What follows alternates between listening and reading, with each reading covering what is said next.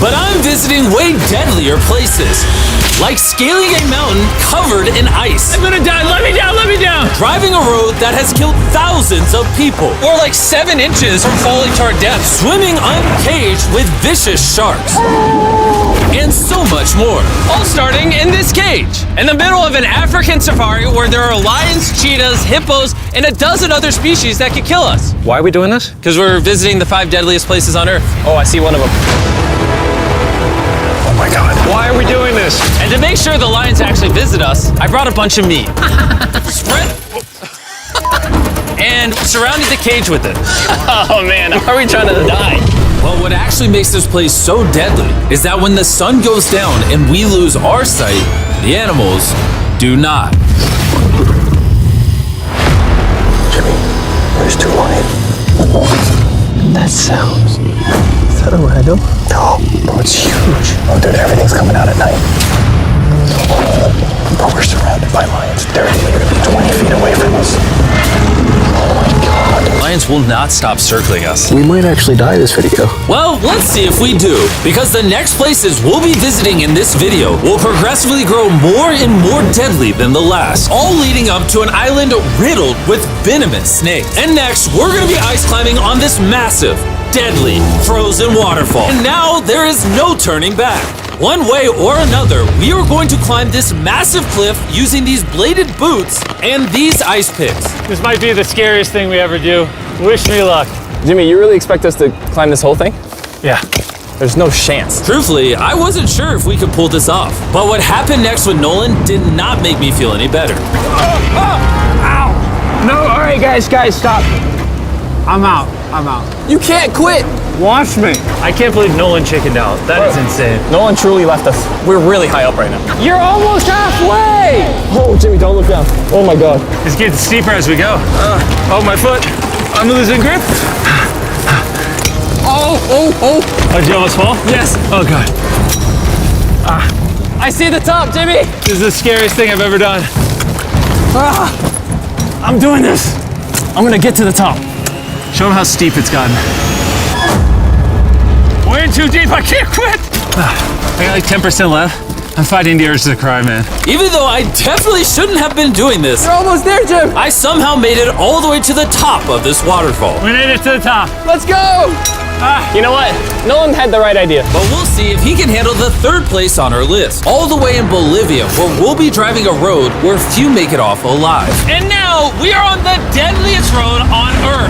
This drop is literally as tall as a skyscraper. I am regretting this. I really am. No joke, so many people died on this road that they literally shut it down a decade ago. This road was causing nearly 300 deaths per year. But I got the government's permission to reopen it just for us. I really wish they hadn't done that. It'll be fine. I'm not sure that it will. Whoa. Starting to understand why they call it Death Road. You're not driving like it's death road, I'll tell you that. Oh, Yeah, your life is in my hands. I don't like when you say, oh, no, your life is in my hand. And look, the steering wheel just jerked. hands on the wheel, please. We're like 7 inches from falling to our death. You're getting too close to the edge. Please. Oh my God, my life is flashing. It's flashing over and over and over again. And if you thought that was a close call, we're about to hit the first of the 3 deadliest spots on this road. This is where the road gets very thin. This is the part you gotta be really careful on. Oh my gosh. Dude, I mean, the tire is gonna go off right up here. You see that? Yeah, I see what you're saying. Oh my God, look how far down that is.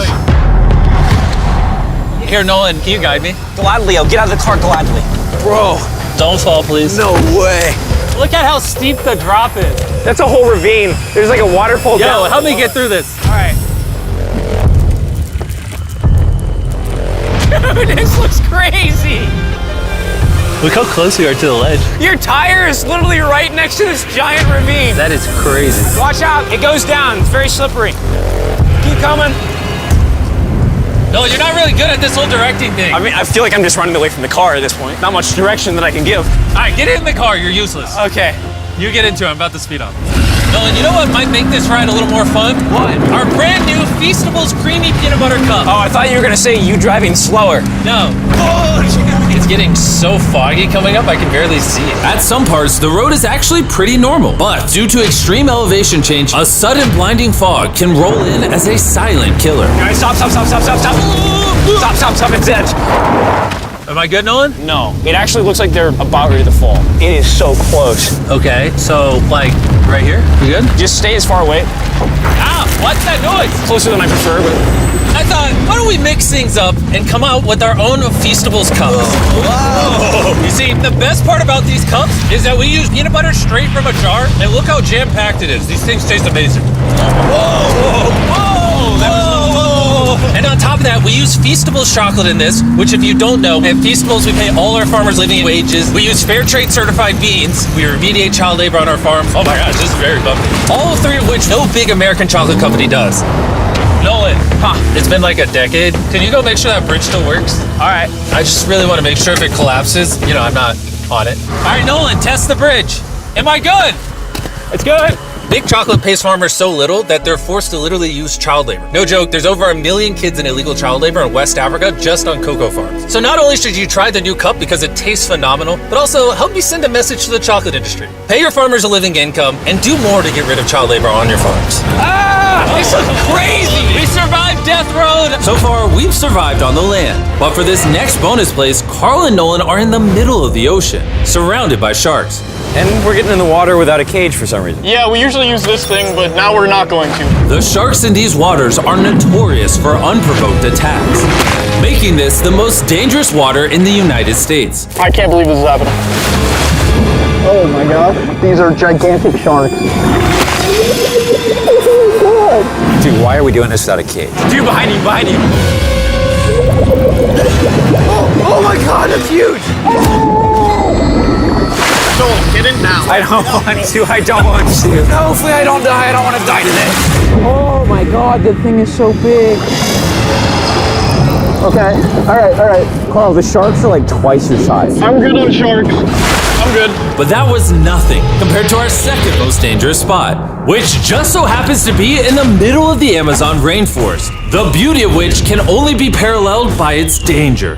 Because in a matter of moments, the forest can go from this to this. Just a little rainstorm can cause the rivers to flash flood and overwhelm the entire area. And today, we're visiting the Gata Cataracts waterfall, where a flash flood could send us down over 1,000 feet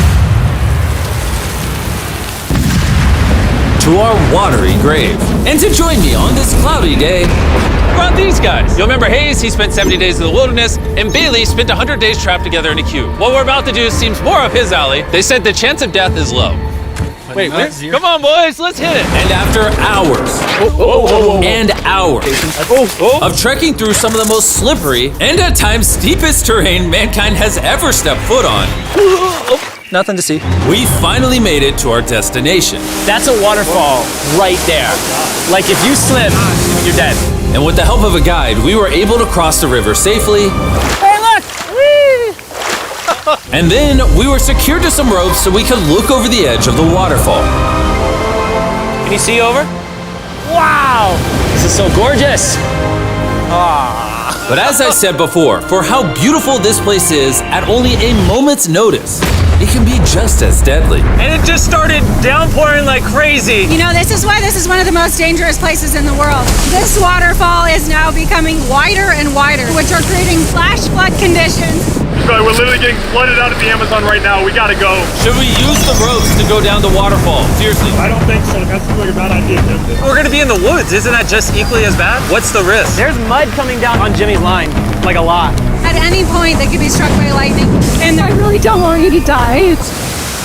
So, with our YouTube video turned emergency operation, the only way out was through the same steep and slippery terrain that got us here. And now, we had to do it while the entire forest was flash flooding. You can see the flash flooding. Now the path is blocked off. We're gonna have to rope off multiple parts. It's gonna take us hours to get off this mountain. You remember when I crossed this river and I was laughing? I'm not laughing anymore. I'm actually scared. And if I fall, that's the waterfall. Right over there. Look at this water. Like seriously, no joke. Grab the rope and pull yourself up.